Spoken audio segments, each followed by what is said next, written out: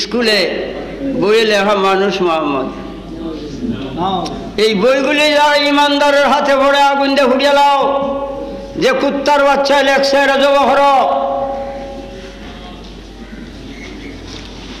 আর যদি তার বহসের ক্ষমতা তাকে বলো, তারিখ দিতে আমি হাজির।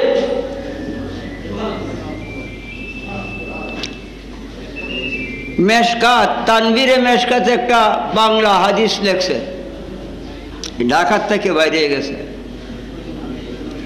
কুমিল্লা আলিয়া মাদ্রাসার ছাত্ররা আমার কাছে দিছে, আছে এখনো আমার কাছে।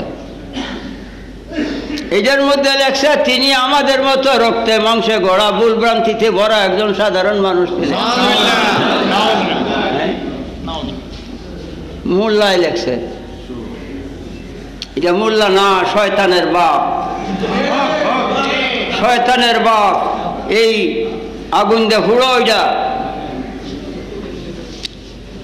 বাবারে, নবী সাল্লাল্লাহু আলাইহি ওয়াসাল্লামের সম্মান যদি কেউ কয় পায়খানা, নবীর পায়খানা কাফের হবে। নবীজির পায়খানা মুবারক কইয়া মুবারক শব্দ দিয়া পায়খানাকে সম্মান দিতে হবে।